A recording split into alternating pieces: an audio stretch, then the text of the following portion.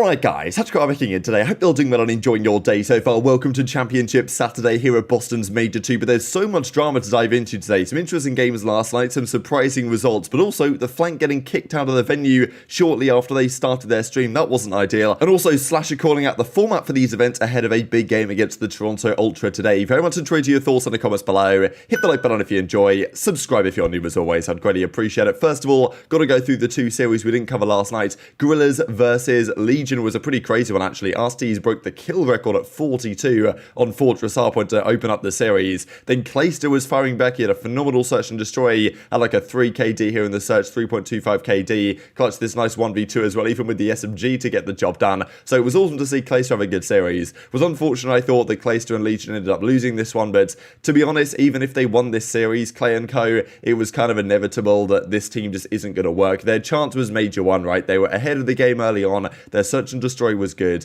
That wasn't going to last forever. And, you know, here at Major 2 now, it's all falling apart for this team, as I think we expected it would, to be honest. So, you know, Major 1, they made top 6. They could have maybe got top 4. But I don't think anyone really expected this team to maintain that level. They will be gutted. They threw away this map 3. They had a 2-0 lead here. They got reverse swept. Within the control, Assault actually made a big play right here to get this huge 3-piece on Donny Temp and close out this game. They win the game 4, though. Clayster drops a 30 bomb, 30 and 19 here for the W. But in the end, map 5, where Legion won a lot of their series before, that this time goes the way of the Los Angeles Guerrillas. I thought for a time it was going to kind of be what LAG did the other day, where they had a big lead on FaZe and then they threw it away. But yeah, it didn't happen this time. Clay was getting hyped, love to see it. I still think Clay's got it right. I mean, on LAN, in front of the crowd, this guy still delivered a great series here, but unfortunately it just wasn't to be for the team. They go down, LAG survive, and Vegas go home top 12. Another team to go top 12, of course, alongside Florida, London, and Surge we saw earlier on today. These were the numbers. Clay, 95 kills, most damage in the lobby, but not to be. The SMG duo, too inconsistent, didn't work out. Temp, in fairness, he had decent numbers, but he hasn't been playing at that kind of Temp level where he drops so much damage in quite some time. So I don't know what Vegas do, but they got to do something. I know that Clayster was deeply frustrated. You can understand why. Like, he just says, you know, pathetic. And, you know, he talks about here the fact that it's so depressing. Last 2 years and nothing but tests, and I'm trying my best to maintain a good attitude, but I'm so tired of letting myself down. Just so frustrating. But, you know, I thought Clay had a great series individually, right? Even Nasty says the same thing from the London side. I don't know how many times I could go again, which is, you know, understandable at Clay's age, right? Hopefully he's got at least the rest of this season in him, if not longer. I still think he's got what it takes to play at this level if the passion is still there to continue, but I just think that team needs to consider changes. We talked before about the likes of Capsidal and other potential SMGs that might need to come in instead. I think they've got to at least consider something, because this team has been on the trajectory we expected it to be on, and I think it's time to make some sort of moves. As with the other teams that got eliminated yesterday, this was one of the other squads, though, that won't make a change regardless of elimination already on Friday, is the Subliners, the champions at Major 1. And of course, the runner-ups at Major 1, Seattle Surge, also got eliminated top 12, right? So this is a crazy series, right? Subliners went down on day 1, game 5, round 11 to Rokkr. They played Thieves last night, and Thieves are on a really hot streak, right? They just 3-0'd Florida in about 30 minutes. They came up against the reigning Major 1 champions and 3-0'd them again. Such a close 3-0, though. You've got to give credit to Thieves. I mean, they honestly are just so much different on LAN. It's kind of crazy. I'm not quite sure this team still has what it takes this year to actually win again. We know what the Champs Curse usually looks like, but the teamwork is still there. Subliners have great teamwork as well, but this game 1, Thieves somehow win it. And honestly, the search and destroy has been pretty woeful, I've got to say, by the Subliners. I know Crimsix was commenting on this when they were down 5-4 and stating that he was really frustrated with when he was on New York, because what they would do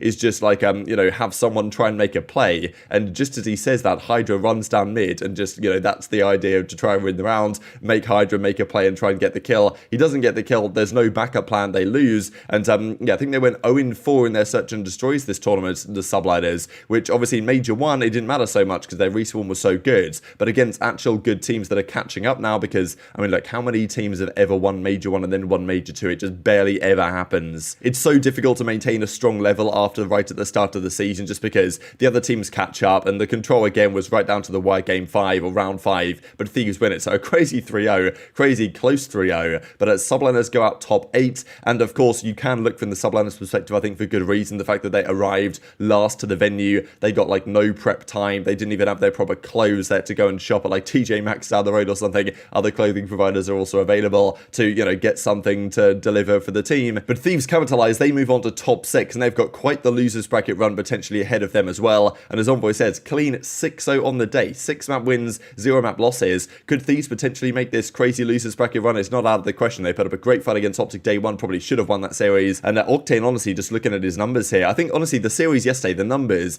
Octane and Kenny, the numbers on the scoreboard don't reflect how impactful they were in the series. I thought Octane and Kenny were frying yesterday, and Kenny had a 0.92, sorry, but still, like, his impact was not measured by the numbers here on the scoreboard. Kenny had incredible impact that series, as I thought did Octane as well. So those were the two series from yesterday, and even a Rokkr say, right, they talked about potential fraud, and then they doubled down on that after that series result last night. Quick note as well on the whole Crimsix OpTic thing, just because we saw last night, of course, Crim was on at Scump's watch party, and Scump actually says there's another great watch party in the books. Very surprising guest in Crimsix, not gonna lie, I was mind blown, but it turned out to be great. Was a pleasure, brother. The whole setup is official, and he says welcome back anytime. That aligns a little bit with this from Crimsix that he tweeted out yesterday as well. Also, a huge announcement I've got coming up. I've been MIA for a reason, so we'll see if that's like, you know, OpTic Crimsix the return, whether that's a few months away, whether it's never going to happen, I don't know. I think it'd be nice if it happens, but yeah, just another couple of hints along those lines. Let's talk about the flank drama then, because this is a pretty big deal. What happens at the venue is on the third floor, there's this VIP lounge type thing, where there was like a VIP party going on the Thursday, and the flank is kind of just like set up in there, so that's why people can just effectively flood in. I don't really know if they check if the people coming in are actually, you know, meant to be in there or whatever, so it's a bit of a, you know, the setup is fantastic, but like the guys that can just walk in around them and it gets kind of busy in there, it can potentially cause some problems. And then the issue is for the flank, of course, is that the venue itself, I think I heard about this on the first day,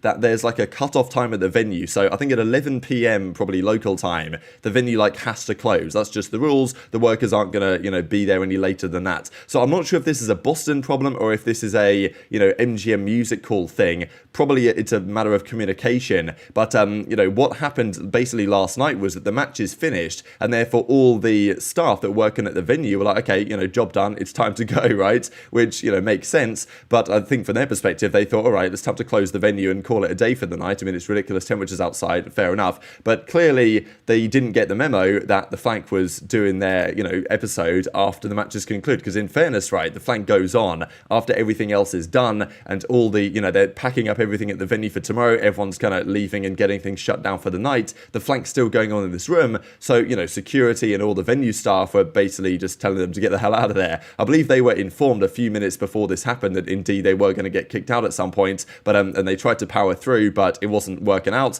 and unfortunately, yeah, they got kicked out of the venue.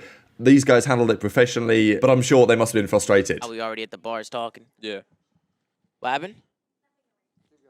Okay, let's keep it going, folks. So Is that a FaZe notebook? We might get, yeah, it is. It's pretty fire. I like that. Sorry, chat. We're getting kind of rushed, I think. They're trying to kick us out. So we're trying to get through the show. We're good. Tom, bring us into the next map. What do we have? We got to go? All right, chat. Listen, man, we're getting kicked out of the venue, bro. This has never happened. I didn't expect this to happen. This was news to me too. Nobody said any. Nobody gave me like a heads up or anything. A heads up. I didn't even know. I had no idea. They're trying to kick us out. Security's here now. They're saying we got to dip out. I'm sad, bro. I'm sad. We had a good. We were gonna have a good show. So Azuma says got kicked out of the venue. No show tonight. We'll bounce back tomorrow with a pre-show. Gonna have to figure something out. So not sure what the solution is here. I don't know exactly who's to blame for this issue, because like obviously Boston have done a great job setting them up with everything. They've got the setup sorted. They've got the internet lines and everything. Like the setup they've got is absolutely fantastic. There, they've been working on it for quite some time. But for it not to be informed that, you know what, this room is going to be open for another hour. Like, okay, maybe Boston or whoever's hosting the event doesn't want to pay all the staff there for an extra hour, or didn't do that, or didn't think it through. Not exactly sure, but yeah, I don't exactly know what the workaround for this is, especially if the matches today go late. Then you do get into a conversation about the kind of venue cutoff time. So yeah, a bit of a tricky one. They've spent all this time working on the setup to make the flank work. They try and run the flank, and then it all gets shut down due to, you know, various reasons. So I guess they can hopefully get this figured out today. On Sunday, it might not be so much of a big deal, just because there might be some stuff going on after the fact anyway, because after, you know, the major champions are crowned, then there probably will be some extra time for them. But yeah, big thing for them to figure out for tomorrow, even as Ben JoeDeceives says this. And actually what made it worse was it was ridiculously cold outside last night, even getting back from the venue. I'm definitely not built for these temperatures. I mean, in Celsius, I was looking at my phone, it said -17 feels like -30 because of the wind chill. And that's Celsius, like in, I don't exactly know what it equates to, but it's slightly negative, slightly in the negatives. In Fahrenheit, and as Ake says, the Super Dagger was being told we couldn't even stand stand inside by the door while we waited for the Uber when it was -5. So, yeah, not really a good look at all. So, unfortunately, there was a lot of drama on the flank and not in a good way, let's say, for us to discuss today. And, I mean, yeah, Zuma when he sees event security tomorrow. We'll see if they can get that resolved. Hopefully they can. But, yeah, a big talking point of the day. The final thing to mention here before we discuss the matches of today is just this one from SlasheR, actually. It's not talked about enough, but traveling to a major event and only playing 3 or 4 maps is criminal. I don't care if the team is 0-5 with no map wins. In the online qualifiers, this should never be a thing, which I think is probably fair enough, right, from SlasheR. The idea that these teams are flying out after having a bad online qualifiers, play 1 match in the losers bracket against potentially a very good team, get knocked out of the tourney. It's tough scenes, but at the same time, like, what is the alternative? 12 teams in the league, you can't really put everyone in winners. If there was 16 teams, everyone could start in winners, I guess, and have a crazy brackets. But the way it works with the teams starting in losers brackets,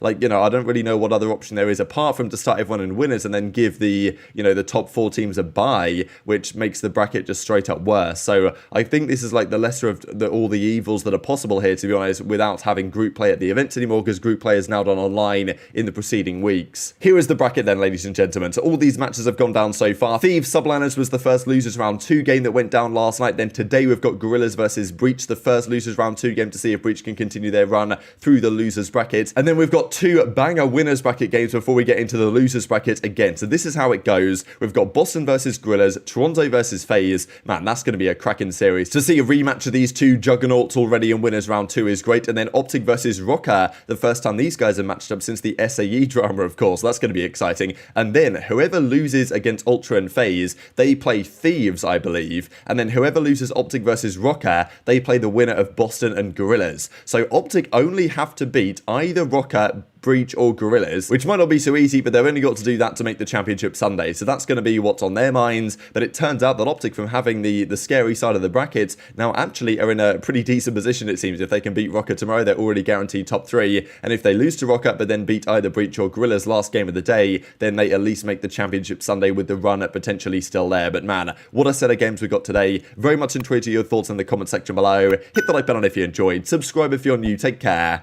and I'll see you next time.